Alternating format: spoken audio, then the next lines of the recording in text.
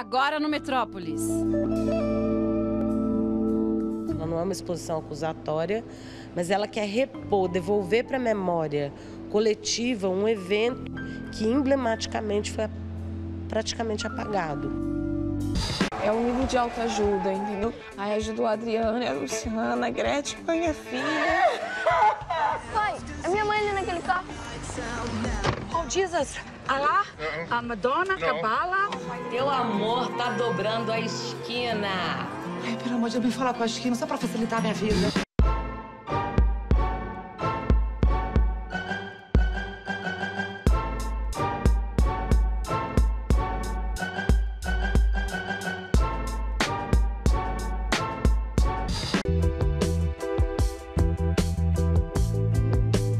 Cada soldadinho desses representa 1000 soldados.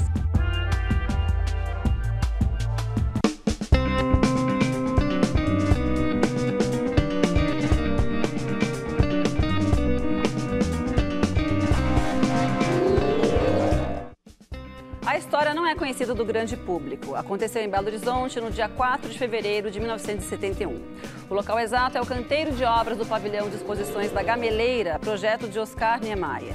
Na hora de retirar o escoramento da última laje, o prédio veio abaixo, deixando mais de 100 operários mortos ou desaparecidos. Uma exposição no edifício Copan, em São Paulo, relembra um dos maiores desastres da construção civil brasileira.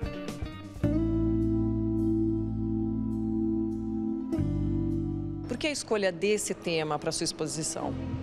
Bom, em 2004, quando eu estava participando da primeira edição da Bolsa Pampulha, eu me deparei com um arquivo no Instituto Médico Legal que trazia a relação de 117 mortos neste acidente, entre mortos e desaparecidos. E eu fiquei assombrada, porque eu não conhecia essa história.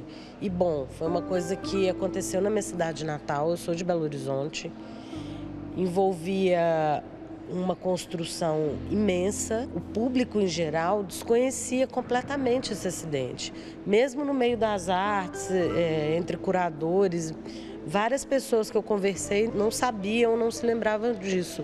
Tamanho foi o poder de ocultamento desse fato na época, né? Porque esse acidente aconteceu em 1971. A gente estava em plena ditadura militar, então, embora fosse um projeto do Niemeyer, que na época ele estava em exílio em Roma, nem isso teve força suficiente para romper essa barreira do esquecimento.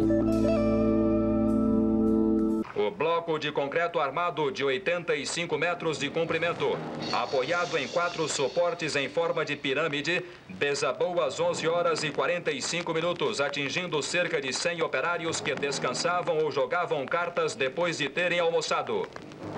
Os operários esperavam o momento de retornar ao trabalho ao meio-dia, quando o bloco desabou inteiro sobre eles. O alarme foi dado imediatamente e os bombeiros não demoraram a chegar, iniciando-se logo as operações de resgate dos feridos. Com a ajuda dos operários que não se encontravam debaixo do bloco, os bombeiros retiraram os feridos que se encontram em lugares de mais acesso fácil.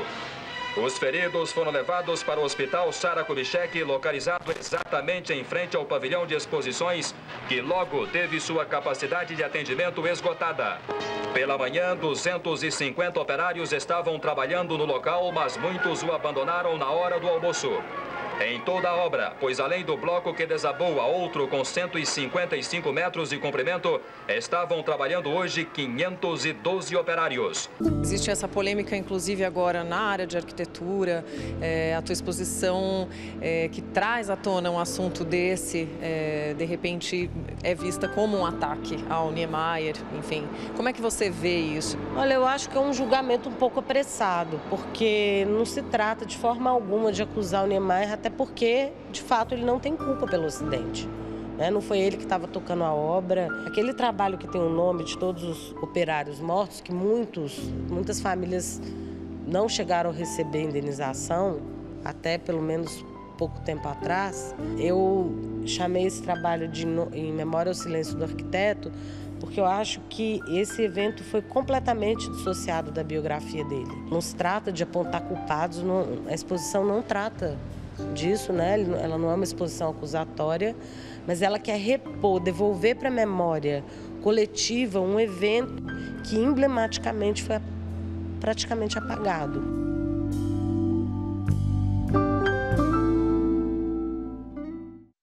Essa exposição da Laís Mirra provocou reações fortes entre os arquitetos. Uma das mais contundentes foi de Pedro Mendes da Rocha, que é o presidente em exercício aqui em São Paulo do Instituto de Arquitetos do Brasil. Ele está aqui para conversar comigo e com o Manuel da Costa Pinto sobre esse assunto. Pedro, boa noite. Obrigada por ter vindo aqui no Metrópolis.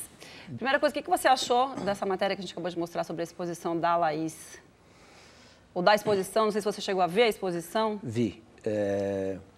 Boa noite também. Boa noite. Muito obrigado pelo convite. Eu achei a exposição, confesso que ela não me tocou, não me emocionou.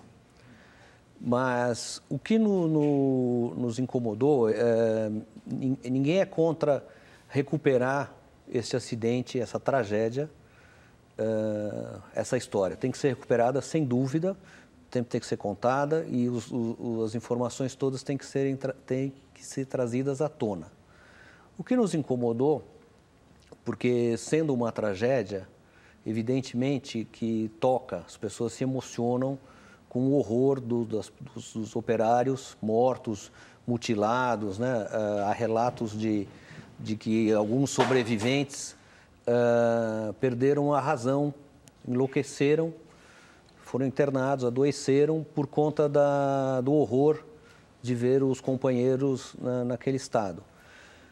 E é muito importante recuperar essa história, porque eu estudei, olhei uma tese de um professor da Unicamp, João Libério de Borba, que estudou a fundo a questão sociológica e a maioria das famílias não recebeu indenização, eles lutam por um memorial, foram oferecidas indenizações ridículas 20, 30 anos depois, irrisórias, valores absurdamente desmoralizantes. Então, é muito importante trazer essa história à tona. Agora, o calculista, na época, autor do projeto de cálculo, é o Joaquim Cardoso, que também era poeta. E ele, como calculista, e o Oscar Niemeyer, autor do projeto, eu considero que estão na categoria das vítimas desse desastre, né? O Joaquim Cardoso, no primeiro momento, foi acusado como responsável, quer dizer, o cálculo dele estaria errado, o que não era verdade. Posteriormente, ele foi inocentado, mas entre ele ser condenado e inocentado, ele sofreu uma depressão profunda, adoeceu, teve uma psicose depressiva, foi internado, ou seja, a vida dele foi arruinada. E Oscar Niemeyer, evidentemente, estava exilado, nós estávamos no auge da ditadura, 71, período dos mais graves, vários artistas perseguidos, políticos, operários, cidadãos das mais diversas ocupações. E, então, nesse contexto da ditadura, o Oscar Niemeyer exilado, o que nos incomodou foi fazer uma citação, uma colocação dos nomes dos operários, que sem dúvida devem ser homenageados, devem ser lembrados, até porque esse problema dos acidentes nas construções parece que é endêmico no Brasil, né? Nós inauguramos ontem a Copa do Mundo num estádio que contabilizou durante a sua obra 4 mortes de operários. No dia que vocês me ligaram convidando para essa matéria, acabei de ver na internet que tinha caído uma viga da obra desse aerotrem, esse metrô. Mas no contexto da ditadura militar, tentou-se, de certa maneira, atribuir a culpa ao Joaquim Cardoso? Sim. Isso chegou a acontecer? Sim, foi levantado isso. Eu lembro alguns colegas nossos. Então, só retomando, o que nos incomodou foi, ao fazer essa citação, essa descrição da listagem dos nomes das vítimas, ela chamar de memória ao silêncio do arquiteto. Então, isso nos causou uma profunda... Quer dizer, engraçado que ela fala que o Niemeyer não é culpado, né, na entrevista que ela deu para a gente, mas na exposição ela o culpa pelo silêncio. Pois é. o silêncio, na verdade, foi, acredito, dos responsáveis, porque posteriormente há uma carta nessa tese, por exemplo,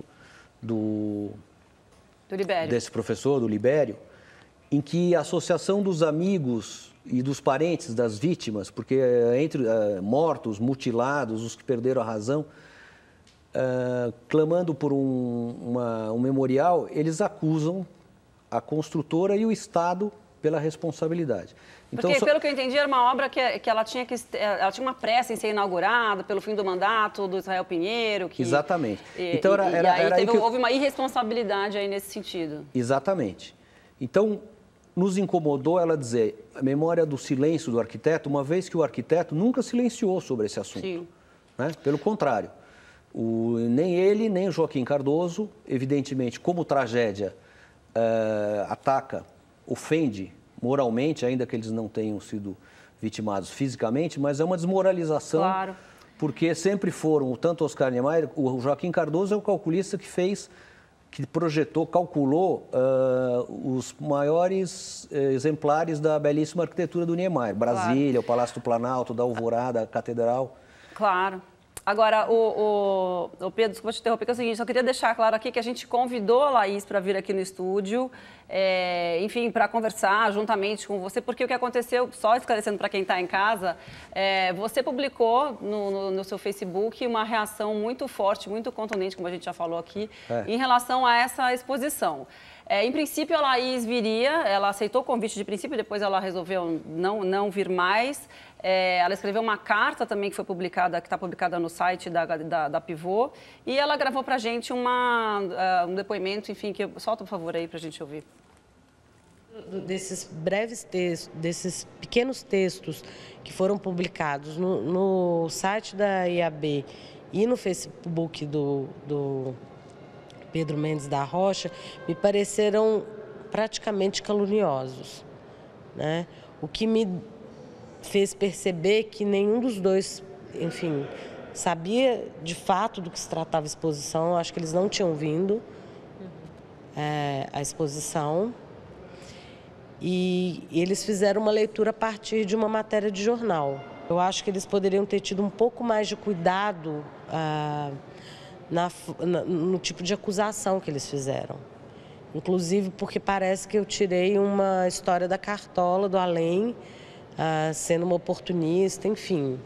Né? Isso prova que eles não fazem a mínima ideia, não conhecem meu trabalho, não que eu acho que eles tenham que conhecer, mas eu acho que uma vez que você está publicando uma crítica sobre alguém, o mínimo que você tem que fazer é saber do que você está falando.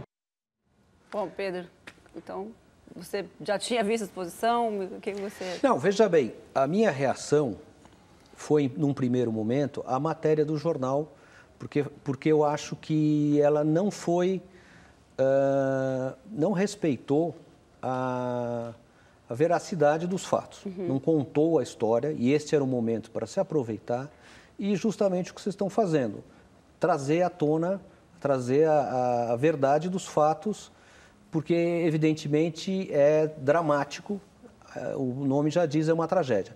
Eu fui à exposição, em seguida à minha manifestação, eu primeiro escrevi uma carta ao jornal, evidentemente não tive o espaço de retorno, então procurei me manifestar primeiro na rede social, que é onde eu tenho acesso, e, evidentemente, como o presidente em exercício do IAB, me senti na obrigação de colocar a público essa manifestação, que eu acho que cuidadosa, quem deixou de ser cuidadoso, eu acho que foi a artista, porque ela induz a um julgamento, associar o nome do Oscar Niemeyer a uma tragédia que causou mortes e mutilações e adoecimentos mentais, né? E veja, em nenhum momento ela fala da responsabilidade do Estado. Se a gente está querendo falar que nós temos que trazer esse assunto à tona, então vamos ver quem são... Agora, uma dúvida que eu tenho é o seguinte, por exemplo, eu me considero uma pessoa bem informada. Eu nunca tinha ouvido falar da Gameleira, desse desastre, nunca tinha ouvido falar. E eu sei que, enfim, o Lauro Cavalcante foi curador e você fez a expografia de uma exposição sobre Niemeyer que está no Itaú Cultural. Isso mesmo. E não tem citação à Gameleira. Então, quer dizer, por que se fala tão pouco dessa tragédia?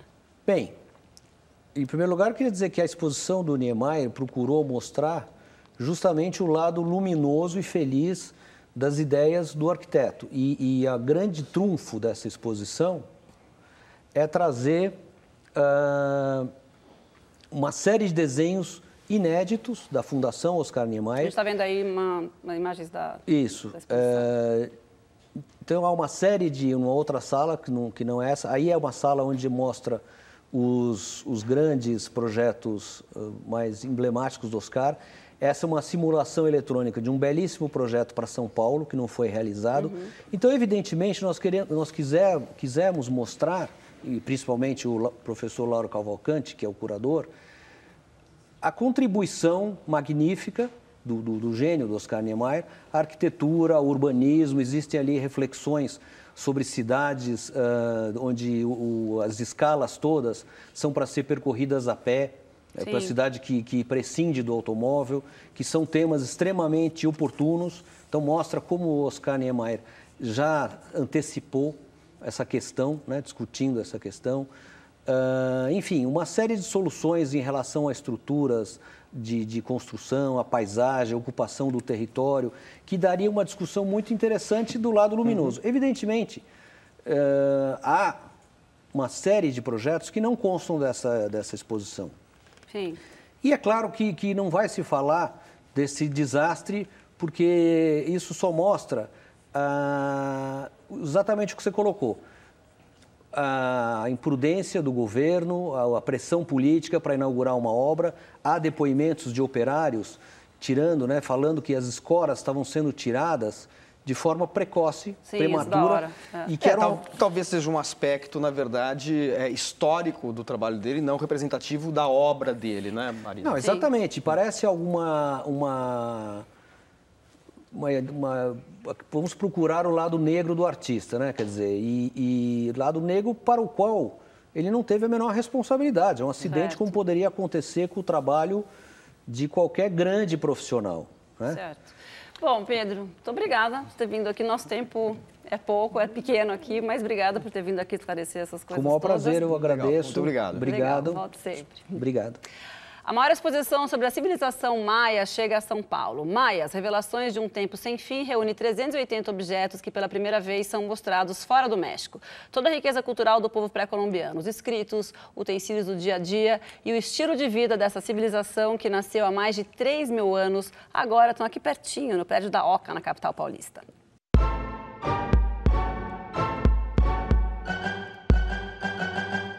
Os maias nos deixaram um legado surpreendente. O que impulsionou a trazer todas essas peças para o Brasil? Bueno, pues es la exposición más importante que México va a hacer en mucho tiempo. Los mayas es una de las 6 culturas, las 6 civilizaciones que muchos científicos llaman originarias, es decir, que crearon un concepto a nivel mundial totalmente diferente, al igual que los griegos o los egipcios o la Mesopotamia. Essa exposição está dividida em temas, em 8 temas. Como é que foi pensada essa temática?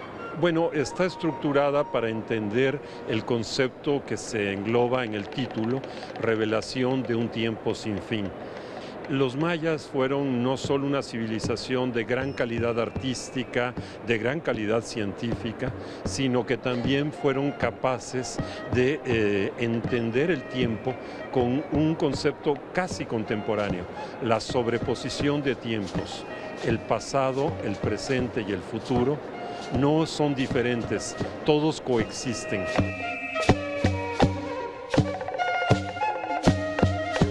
Inclusive, estamos diante de uma das obras mais significativas que representa esse tempo, que é essa aqui.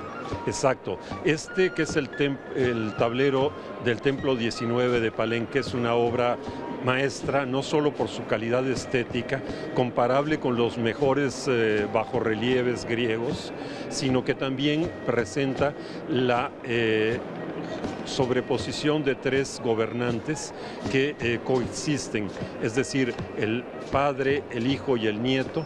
Al mismo tiempo están representados en un tablero complejo en donde el tiempo entonces se articula en torno a la familia gobernante, pero donde el abuelo es tan importante como el nieto.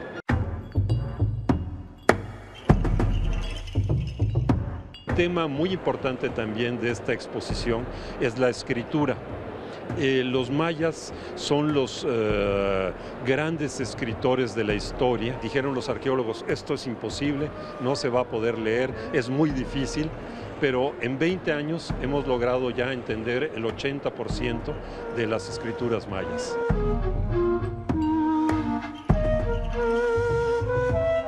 E aqui a gente está diante do marcador de jogo de pelota. El juego maya se jugaba solo con brazos, caderas y piernas. No podían usarse manos o cabeza como el fútbol ahora, o pies. Era muy complejo, además con una pelota de caucho que pesaba cerca de 15 kilos. La pelota tenía que pasar a través de este marcador, lo cual hacía que fuera muy difícil el momento del golpe. El que ganaba tenía la capacidad de tomar todas las joyas que pudiera entre el público. Entonces debe haber sido muy divertido ver al ganador del juego correr detrás de la gente también para llevarse las joyas como por parte de su trofeo y su premio por el gran esfuerzo. Primeira vez está saindo do México, é o primeiro país, é a primeira cidade, São Paulo, depois vai para Paris, para Londres, então é um privilégio nosso estar recebendo esse presente dos mexicanos. Los mayas crearon su propio universo y entendieron ese universo de una manera muy particular. Los seres, tanto vegetales como animales, tienen una participación fundamental. Y los humanos tenemos una gran tarea, la más importante, que es mantener este orden.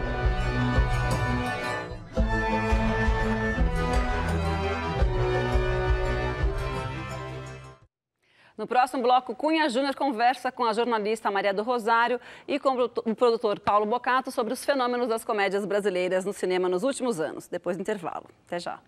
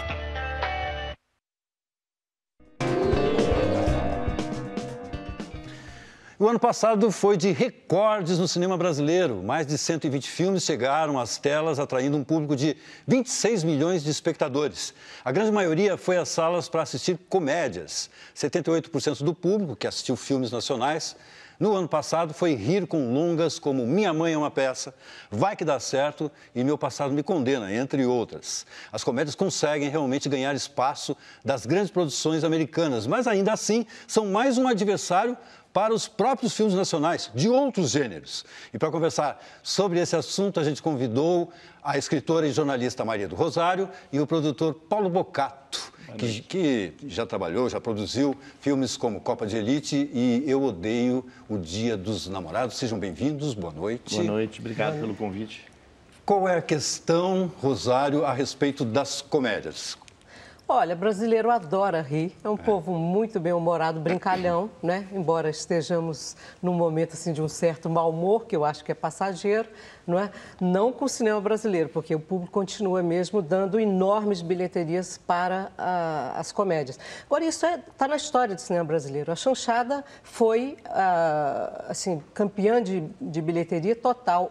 Há suspeitas, porque nós não temos dados comprovados, de que chanchadas de Carlos Manga ou de Watson Macedo faziam 19, 20 milhões de espectadores. Filmes de Oscarito, Grande Otelo. Foram ídolos popularíssimos, né? Depois vieram os filmes dos Trapalhões, quer dizer, a própria Porno Chanchada tinha um diálogo com a comédia, né? Também foi um grande sucesso de bilheteria. Então não é novidade que as comédias de hoje, principalmente as que têm grandes atores de televisão, ou se não essa nova geração de humoristas que vem do Porta dos Fundos, do CQC e até do Pânico, são eles que estão abastecendo os elencos, né? Então juntou a fome com a vontade de comer e com a vontade de rir. Está dando o maior pé, né? Agora, Paulo, é verdade que é mais fácil hoje produzir, porque o diretor de Minha Mãe é uma Peça disse que hoje é mais fácil você produzir, porque é mais fácil de levantar dinheiro para uma comédia que para um drama.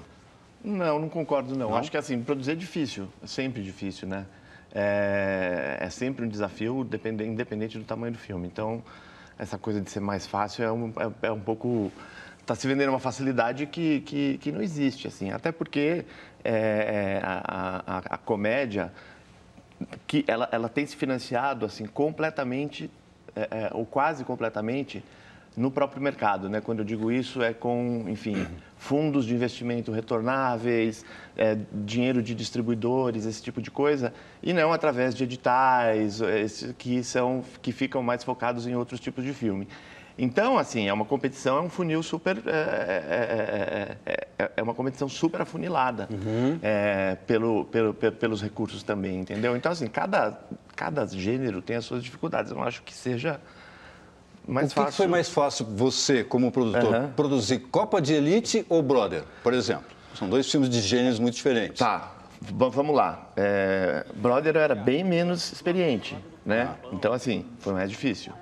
Foi um filme que foi financiado aos poucos, ganhando um dinheirinho aqui, outro ali, de um edital aqui, outro ali. Foi durante 3 anos e pouco, juntando migalhas de diferentes fontes. Copa de Elite eu financiei com 3 fontes de recursos em 6 meses. Mas, em compensação, eu tive um prazo super curto, assim, foi uma coisa porque a gente tinha um compromisso de data para o lançamento do filme, quer dizer, tinha outras dificuldades envolvidas, tivemos que adiantar dinheiro, porque tinha dinheiro que não saía. Então, assim, são dificuldades diferentes. Mas, obviamente, assim, eu estou hoje muito mais maduro como produtor e mais experiente do que quando eu fiz o Brother, né, que foi uma outra história. Rosário, muitos críticos, e nós já conversamos sobre isso também, você gosta mais de umas comédias que outras. Alguns críticos dizem que muitas dessas comédias copiam a narrativa de programas de televisão tipo Zorra Total. Você concorda? Concordo que a maior parte delas é mais do mesmo, né? Elas mostram o que a gente já está cansado de ver na televisão, tem uma disponibilidade enorme de horários e de emissoras mostrando aquele tipo de humor, um humor muito fácil, né? Muito apelativo, com alguns palavrões, assim, e algumas circunstâncias assim muito, muito pobres, sem elaboração dramatúrgica.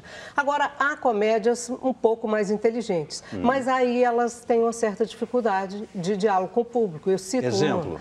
Por exemplo, Bendito Fruto, do Sérgio Goldenberg. Uma comédia maravilhosa com o Otávio Augusto, com a Zezé, aquela atriz negra maravilhosa, não, Zezé Barbosa. Não é?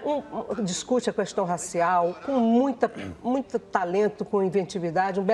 Ela fez, sei lá, 100 mil espectadores, né? Enquanto Se Eu Fosse Você 2, por exemplo, fez mais de 6 milhões. Isso. Mas também eu acho uma boa comédia. Eu não acho uma comédia apelativa, eu acho que no plano do filme para o público, filme que quer abertamente ser um título comercial e dialogar com grandes plateias, acho que o Daniel Filho é um talento para esse gênero de filme, né? E eu acho Se Eu Fosse Você 2 muito melhor do que o 1, né? Parece que ele elaborou mais o roteiro, sofisticou um pouco e tal. Agora, é evidente que é um filme descartável. Você vê uma vez, não precisa ver a segunda, porque ele não tem camadas, não tem mistérios para você decifrar. Não é um filme de Antonioni, não é um filme de Tarkovsky, que quanto mais você vê, mais você se enriquece como pessoa, né, e como ser humano. Agora, tem umas que são muito apelativas, muito primárias, que são terríveis. Eu vou perguntar a vocês, eu quero saber a opinião. Gostei ou não gostei? Só porque eu vou complementar, tá ok? De Pernas pro Ar 2, você gostou como filme ou não? Sim ou não? Gostei. Você gostou ou não? Gostei mais que o primeiro, mas acho o filme mediano. Tá. É porque o Jean-Claude Bernardet, que é um pensador do cinema, escritor, etc., todos nós aqui conhecemos muito bem, ele falou bem do filme, dizendo que havia uma possibilidade dos intelectuais brasileiros estarem caindo no erro de falar mal das comédias contemporâneas, assim como falaram mal da chanchada nos anos 50. Você concorda em parte ou não? Não, eu acho que o Jean-Claude está certíssimo quando ele provoca a crítica para ela sair de um certo gueto de só admirar filmes muito sofisticados, elaborados e tal. Eu acho que esse é o papel principal dela. Agora, ela pode reconhecer também algum talento em algum filme comercial brasileiro, explicitamente comercial. O problema para mim, se eu fosse de Pernas pro Ar 2, é que ele é um filme conservador. Porque ele estimula o consumismo, a personagem só se realiza naquela vida sôfrega de consumo e de excesso de trabalho. Ela é um workaholic total. Então, o drama das nossas comédias é que elas são conservadoras. Elas não propõem alternativas novas. Você veja essa comédia agora que está no ar, que é uma comédia mediana para boa, que é Os Homens São de Marte, é para lá que eu vou. Por que uma mulher no século XXI, pós-feminismo, precisa enlouquecer para casar? Será que só existe felicidade no casamento? Eu conheço pessoas muito felizes que não são casadas. Quer dizer, o casamento é uma instituição muito questionada e é possível ser feliz fora dela, mas os filmes acabam falando com um público muito conservador. É um sinal do nosso tempo, né? Paulo, qual é a sua opinião? Eu concordo com o Jean-Claude. Assim, eu acho que nos próprios ciclos citados, né, de chanchada, ou mesmo da pornochanchada, quer dizer, os filmes eram muito criticados e hoje alguns deles são cultuados até, né? Vendo retrospectivamente e tal. Então, assim, eu não concordo com a visão da Rosário nesse ponto, assim. E eu acho até que, assim, a gente tem, pela nossa experiência com o lançamento, né, tem algumas coisas interessantes sobre como o público reage em diferentes regiões do Brasil e tal. Eu tive essa experiência com os meus filmes e aí eu fui conversar com outros produtores e percebi que é uma coisa meio comum, assim, né? Quanto mais na periferia está o cinema, ou quanto mais longe de São Paulo está, o desempenho é melhor. Verdade. Na verdade, assim, a gente tem os filmes brasileiros vão muito, muito bem na Baixada Santista, na Baixada Fluminense, em todo o litoral do Norte e Nordeste. Eu brinco que quanto mais perto do mar, mais as pessoas gostam de filmes brasileiros, assim. Enquanto que no Sul, em São Paulo, você tem um desempenho menor.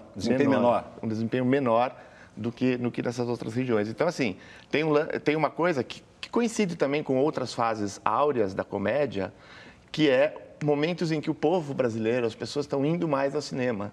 Isso. Que isso aconteceu nos anos 70 e isso aconteceu nos anos 50, que foram momentos onde as pessoas tinham mais dinheiro para ir ao cinema.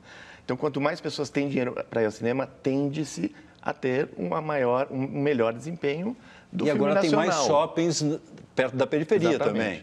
Não é? Exatamente. E eu não acho que a comédia seja um adversário de ninguém. A comédia, ela simplesmente está retomando um espaço que sempre foi dela, dentro do espaço de tipos de filme que o público gosta de ver. Sempre que o cinema brasileiro esteve com produções fortes, em termos de quantidade, a comédia preencheu esse espaço. Eu acho que talvez o que a gente tem que discutir é se os outros gêneros estão preenchendo o espaço devidamente. Quer dizer, a gente tem suficientes dramas políticos. O Getúlio está aí com um lançamento não tão grande, fazendo um ótimo desempenho. Filmes A gente tem filmes espíritas, biografias, mas, por exemplo, musical. A gente tem uma grande tradição de musical. Eu estou começando a produzir mas é uma coisa que a gente vê no teatro aqui em São Paulo, como o São Paulo é o terceiro polo do mundo em musical. Você vê como o Brasil tem uma tradição no cinema também. Desde até Rui Guerra, Chanchada, tudo tem a coisa. Infantil e ação são gêneros muito complicados de competir, porque é muita grana, é muito dinheiro envolvido. Então, assim, a gente tem que olhar um pouco para os outros. Terror, a gente pode fazer. Também estou produzindo um. Então, assim, a gente tem que olhar um pouco para como os outros gêneros podem ocupar o espaço. E eu acho que se eles ocuparem, eles não vão tirar o espaço da comédia. A comédia tem o seu canal ali. Eles vão... Inclusive, tem um dado assim, toda vez que o cinema brasileiro vai bem... O cinema americano ele tem 80 milhões de espectadores por ano, há anos. Há anos. Aí, se o cinema brasileiro faz 10, 90 é o total do público. Se o cinema brasileiro faz 25, é 105 milhões do total do público. Ou seja, quando o cinema brasileiro vai bem, ele traz pessoas novas para o cinema. Ele não está, entendeu? Então, eu acho que a gente não tem adversário aí nessa história. Nosso tempo acabou, mas eu queria que você fizesse as suas considerações diante disso, ou querendo colocar outras coisas. O Paulo discordou de mim, eu vou discordar também parcialmente dele. Ele disse que tanto faz, a produção é sempre difícil. Eu acho que não, acho que a comédia é muito mais fácil de produzir. Ela tem parceria com os distribuidores.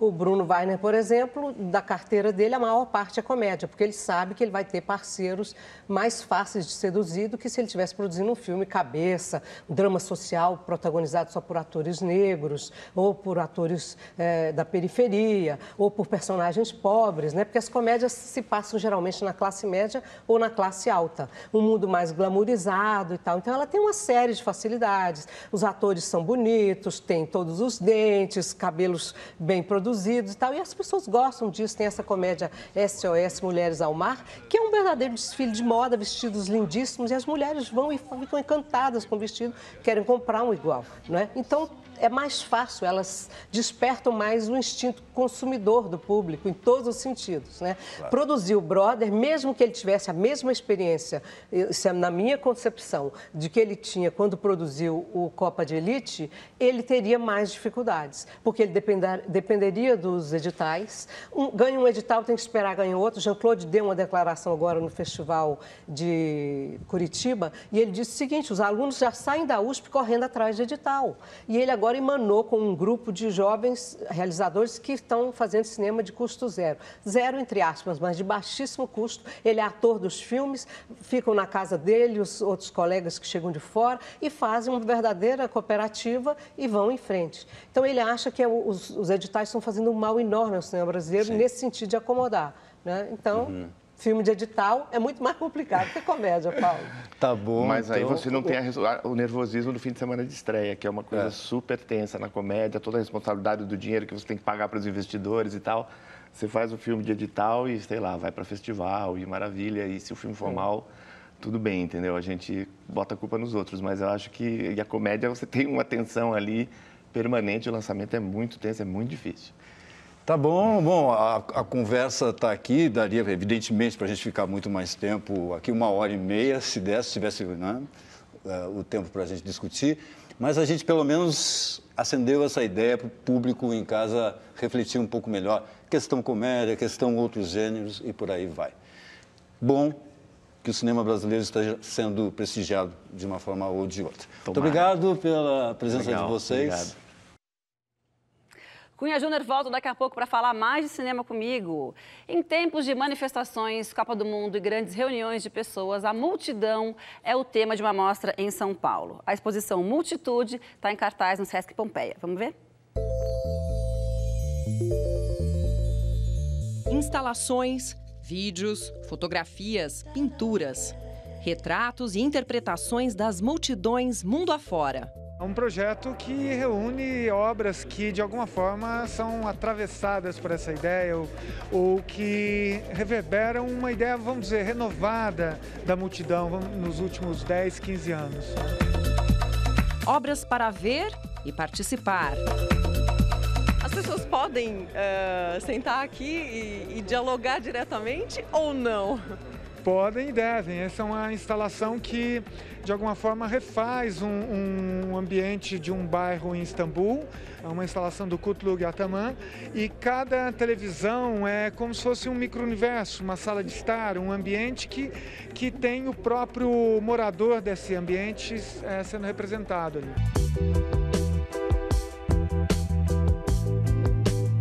Da Jordânia, outra obra inédita no país. A artista Ala Yunis traz uma multidão de exércitos. Qual que é a ideia dela com essa obra? Com essa ideia desses brinquedos, ela pintou cada soldadinho, assim, então uma ideia de que cada soldado é um, ela foi pintando. E aqui estão representados os exércitos, os principais exércitos do Oriente Médio em 2010, com seus números. Então, cada soldadinho desses representa 1000 soldados. A little bit far from the place where the work is focusing on, the Middle East mainly. So yeah, the experience is interesting because somehow we also see or read our work in the minds or in the heads or like through the words of others. São mais de 20 instalações de períodos distintos, como a multidão filmada no Equador pelo argentino Leandro Katz. E esse trabalho é de 1974, bem antes dessas discussões que hoje povoam, permeiam esse conceito de multidão mais atual, né? Bom, e falando em multidão, a gente não podia deixar de falar em comunicação. E vocês criaram aí todo um sistema para essa mostra. Eu queria que vocês contassem, explicassem um pouquinho como é que é. Então, o Fofoque-me é uma interface de participação para as pessoas que estão aqui visitando o espaço poderem participar, darem opinião. Basta você mandar um SMS e esse SMS vai ser convertido em voz através de um sintetizador de voz e esse megafone vai apontar para diferentes regiões da exposição. Ao mesmo tempo, você pode expor a sua voz através dessa interface. Você pode clicar ali e deixar uma mensagem e a sua voz vai ser espalhada na exposição. Olha a multidão chegando. Olha a multidão chegando. Multitude está em constante transformação. Uma curadoria vai permanecer de plantão para receber novos trabalhos que podem ser incorporados à exposição. Uma pessoa pode marcar através do site ou pode vir aqui diretamente e trazer seus trabalhos. Não só de artes visuais, como de artes cênicas, como, enfim, qualquer espécie de trabalho artístico que esteja dialogando com o conceito da multidão.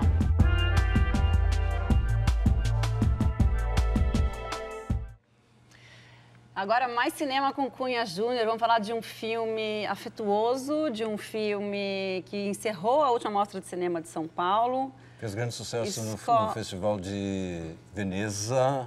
Pois bom, também lá, né?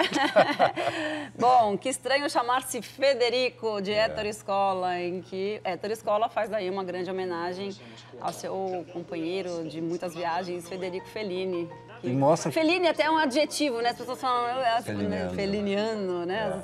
Enfim, grande diretor de cinema. E mostra como eles eram amigos, né? Pois o filme tem essa questão de colocar como esses dois grandes mestres, para quem não sabe, da nova geração, quem é o Scola, porque o Scola... Ele, na verdade, ele está aposentado, o Scola. Né? Diretor de Feitiços e Malvados, de Um Dia Muito Especial... O Baile. Um filme, exato. Falando sobre Fellini, diretor de Amarcord, 8,5, e assim vai. Ele resolveu contar como é que era a relação dos dois quando jovens. Eu acho muito interessante, porque a gente não tem ideia de que os... Eu não sabia dessa história, pelo Aquela menos. história, assim, ele não faria o filme. Ele fez o filme porque a mulher dele disse assim, eu assumo a produção, as filhas, ajudamos no roteiro, e os netos, se quiser a gente faz uma ponta. Aí ele resolveu fazer. E os netos fazem o Fellini e o Scola quando eles estão no carro juntos. E aquela cena, e só em Roma há 50 anos, né, de colocar prostitutas e bêbados e gente desconhecida, desvalidos para dentro do carro e tal, de onde surgiram muitas histórias deles, né, para filmes. né? Só naquela época, porque hoje é bem difícil, bem complicado. Tempos politicamente corretos e com tudo muito controlado, assim, não funcionaria, Exato, né? Mas eu acho muito legal, assim, essa parte, porque eram histórias que eu não conhecia, assim, que eu não sabia, e curiosidade sobre cada, mais até do Fellini, assim, coisas muito, muito legais, assim. Isso, É um filme para quem afetuoso, gosta... como você falou. É, um filme bem afetuoso, um filme, uma homenagem bem afetuoso. Bom, o Metrópolis agora faz mais um intervalo e no próximo bloco é hora das nossas dicas de todo domingo. Até já. Load up on guns, bring your friends. It's fun to lose and to pretend she's overboard, myself assured. I know, a dirty deals the cause as a meditation. Those he plays never suspect. Doesn't play for the money he wins. It was 20 years ago today. Sergeant Pepper taught the band to play. They've been going in and out of style, but they're guaranteed to raise a smile. So may I introduce to you the active number all these years, Sergeant Pepper's Lonely Hearts Club Band.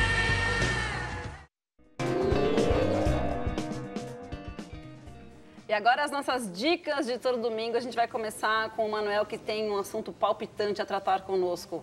Bom, meu Copa assunto do Mundo. tem Você sido... está 2 meses falando de Copa do Mundo. Agora que abriu, finalmente. E eu ainda estou sob o impacto aterrorizante das imagens daquela abertura, com aquele padrão, não é padrão FIFA, é padrão Boca Raton. Não deu para entender. Aquele público, bastante, vários negros no público, né? A gente notou, né, que estavam muitos negros, né? Que assim, o padrão FIFA, parece aquela gente saída de Miami, né? De Boca Raton, com aquele padrão estético, todas as mulheres com o mesmo óculos, com o mesmo rabo de cavalo, é uma coisa Não, deprimente. Mas e o espetáculo em si? Aquilo lá realmente foi uma coisa quase que Sim, sem dúvida, sem dúvida. Eles chamaram uma belga para dirigir, tem tanta gente e aquelas aqui duas no Brasil cantoras, fazer. aquelas duas pessoas que emanam sons, como se fossem Não, cantores. a Jennifer Lopez com o cabelo igual da Cláudia Leite, ou a Cláudia Leite com o cabelo igual da Jennifer Lopez, não sei quem copiou quem, né? Com tantos cabelos no mundo, as duas têm que ir parecidas. E a Cláudia Leite vai de, tipo, de freira e a Jennifer Lopez que vai de Pacífico. Gente, mas e a Cláudia Leite é uma espécie a Cláudia Leite é uma espécie de sub-Ivete Sangalo, que é mais ou menos como ser sub-Paulo Coelho.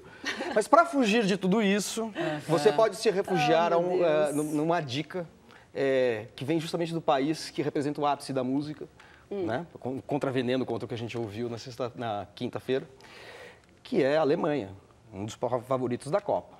E que tem simplesmente o maior compositor de todos os tempos. E que tem uma obra que eu escolhi chamada A Grande Fuga. Esse aqui é um CD do quarteto Alban Berg, interpretando este quarteto magnífico que ele escreveu no seu penúltimo ano de vida. Ele escreveu em 1826, morreu em 1827. Aqui a gente tem um trechinho do quarteto Alban Berg interpretando essa obra. Vamos ouvir.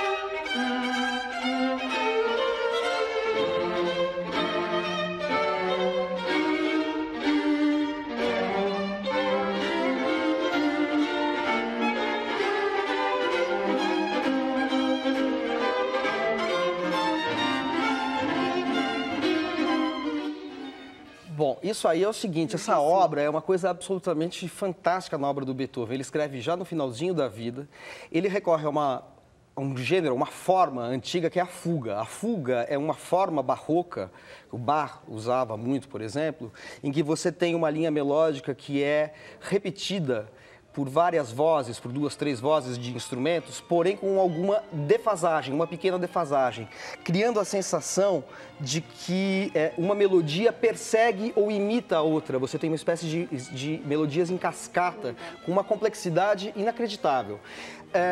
Beethoven compôs isso quando ele já não era mais um compositor nem clássico, nem romântico, era um compositor que era um precursor da música moderna. E essa obra realmente é impressionante porque ela um compositor que foi clássico e romântico recorre a uma forma antiga para fazer uma música que até hoje soa sobrenatural, parece mais moderna do que a maior parte das composições de autores como Bela Bartók, por exemplo, ou como Mahler. É mais moderno de qualquer música contemporânea. E isso é uma coisa impressionante. Portanto, esta fuga serve para você fugir do lixo que nos é imposto em cerimônias como da Copa do Mundo. Porque eu não sei se Deus existe, eu não sei se Deus é brasileiro, mas eu tenho certeza de que Beethoven salva. Nossa, eu tava vendo onde ele ia terminar isso. Foi bem. Beethoven salva. Senhora. Agora é minha vez? Olha só, minha dica. Minha dica é também para quem está passando assim ao largo da Copa, é uma mostra de cinema grátis, que eu gosto muito, que começa agora na quarta-feira, dia 18, vai até o dia 22 de junho. E eu gosto muito dessas mostras de gênero, assim, faz mostra de um diretor, aí você vê todos os filmes daquele diretor de uma tacada só. Eu fiz isso com Hitchcock, fiz isso com Fellini, fiz isso com Ozu. É maravilhoso, porque daí você consegue compreender, assim, a obra não, né, separada, mas do conjunto dela. Essa mostra tem um nome que eu não gosto muito, Cinecool, cool no sentido de cool, né, É que em inglês, né, C-O-O-L, é que em português fica sempre uma coisa meio esquisita. Esse L é importante na pronúncia, né? Talvez seja o caso de acentuar o L do final, para evitar mal-entendidos. Então, o Cinecool, enfim, tem o que eu considero uma patotinha, assim, você sabe, que são diretores como o Spike Jonze, a Sofia Coppola, o Wes Anderson, o Michel Gondry. Alguns deles foram todos criados no mundo do videoclipe, né? Todos eles começaram fazendo videoclipes, tanto o Michel Gondry quanto o Spike Jonze e tal. E eu escolhi para ilustrar aqui essa dica um filme que eu adoro, que é do Wes Anderson, que é um diretor que eu também adoro. O Expresso para Darjeeling, que tem esses 3 malucos, irmãos, enfim. Eu gosto muito do Wes Anderson e acho que vão passar vários filmes dele legais, tipo Os Excêntricos Tenenbaums, O Fantástico Senhor Raposo, que é um filme que passou super pouco aqui, eu não sei nem se chegou a entrar em cartaz. Alguns que eu não gosto tanto, como A Vida Marinha de Steve Zissou, mas que tem participação do Seu Jorge, cantando músicas do David Bowie. Tem os 2 primeiros filmes da Sofia Coppola, que é As Virgens Suicidas, Encontros e Desencontros. Enfim, é legal de você fazer uma tacada só, sabe? Para você compreender esse gênero que eu chamo de, não sei, sei lá, essa turminha aí, essa panelinha aqui, são todos amiguinhos também. Enfim, essa é a minha dica.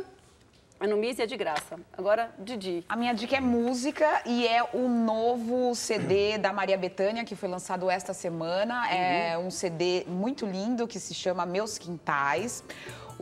Esse CD da Maria Bethânia é um CD mais conceitual. A Bethânia buscou formar o repertório a partir de todas as memórias da infância dela, muitas músicas que ela ouvia do alto da árvore, junto com o Caetano, a árvore que ficava no quintal da casa dela quando eles eram crianças. Então eles ouviam os pais cantando, o rádio ligado. E também ela traz aqui os compositores, muitos compositores que ela gosta bastante, como o Chico César, o baiano Roque Ferreira. Traz uma temática aqui em 4 músicas do povo indígena, dos índios, os donos da terra. Todos os CDs, eu acho, todos os CDs da Maria Bethânia, principalmente esses últimos, dizem muito respeito sobre quem ela né? As origens dela. E nesse último aqui, talvez porque ela esteja próxima dos 50 anos de carreira, vai completar já 50 anos de carreira, ela decidiu fazer esse retorno. Mas eu acho que ela mesma pode explicar pra gente melhor por que ela fez esse CD. Eu separei um trechinho de umas imagens que ela divulgou na internet. Esse disco é um pouco assim de trazendo pra perto de mim essa memória porque eu estou ficando velha, porque eu sinto falta disso, eu sinto falta de todos os meus que já se foram,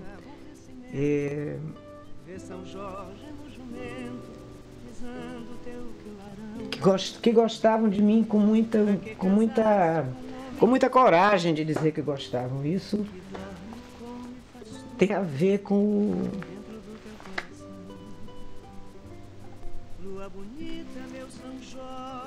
o galho de árvore, né? Eu me emociono, isso é o melhor sinal que eu posso receber. Porque eu sou uma artista. Enquanto eu tiver calor e emoção, continuarei sendo artista. Quando isso fugir de mim, Não sou nada. Deixa São Jorge no seu jubá. É isso, né? Melhor a Bethânia falar do que eu. Ó, tem Ternos de Reis, samba de roda, tem um pouco dessa história da voz da natureza. O CD tá muito lindo de ouvir. Essa é a minha dica de hoje. Também. Yes, Cunha Maria Júnior. Bethânia. Só falta tu. Eu vou na mostra do Cinema Cool, porque eu vou passar ao Largo da Copa, então é a minha... Que bom. E você, para não dizer que eu não falei de Copa, você já deu alguma dica da Coreia do Sul? Da Coreia? Já dei. Deu. Já dei. É de um Então poeta. são duas Isang. dicas da Coreia do Sul, então. Uma de cinema. Mas essa aí, Park eu Chan-wook. tô vendo aqui, esse filme é incrível. Isso tudo, ele está falando aqui do Old Boy, porque ele estreou nos cinemas e ainda está em cartaz, a versão, o remake americano. Apesar de assinada pelo Spike Lee, não é uma boa versão. O Spike Lee provavelmente fez sob contrato, não é o Spike Lee que a gente costuma ver, com a sua veia criativa, fez um filme por fazer.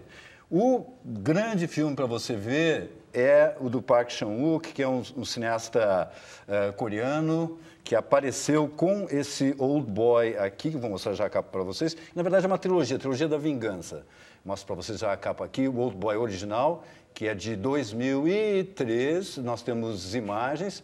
A história, mais ou menos, é super conhecida, porque virou um super clássico esse filme.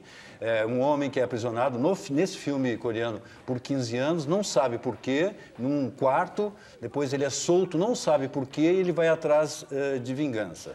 Vingança que aparece, então, nos outros dois filmes. Já pode voltar para cá para já mostrar o seguinte. Esse aqui é o primeiro filme da trilogia, que se chama Mr. Vingança, que é de 2002. Que também tem essa questão. É um homem que vai buscar rim para a irmã dele, quer até traficar órgãos, etc., não consegue e vai para a vingança. Como o tempo é corrido, já vou para o terceiro filme da trilogia da vingança, que se chama Lady Vingança. É uma mulher que é presa por ter supostamente assassinado uma criança de 7 anos. Não é bem assim. Depois que ela cumpre a pena dela, ela sai e vai atrás de vingança. Sempre é vingança que está atrás. Tem muita violência explícita. Avise bem isso. Tem muita violência. Mas é a característica do Park Chan-wook. Eu assisti só o Old Boy e no final você tem uma revelação que ela tem uma coisa meio de tragédia grega. Parece Édipo, rei do Sófocles. Os outros também têm? Todos eles têm essa coisa de você entender uma... Tem tragédia grega.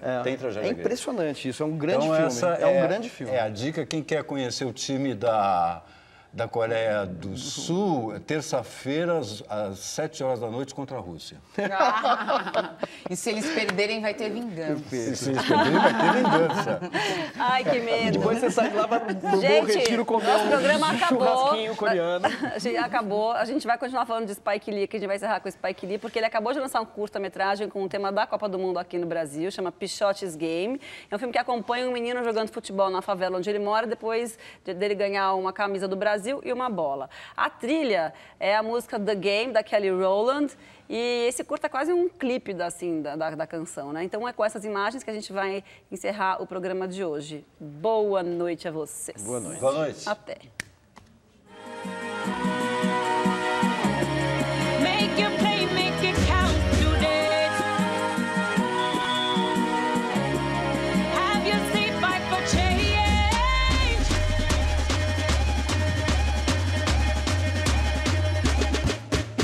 Look at my eyes, look at the score, look at the rich, look at the poor, look at the sick, look at the game. We got our voice, we can be changed. Look at the weak, look at the strong. Together we stand and won't be long. This is with you, this is your time, this is your life. Running we rise, flying high, up to the sky.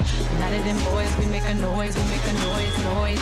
Running we stand, yes we can, yes we can, yes we can, yes we can, yes we can. Look at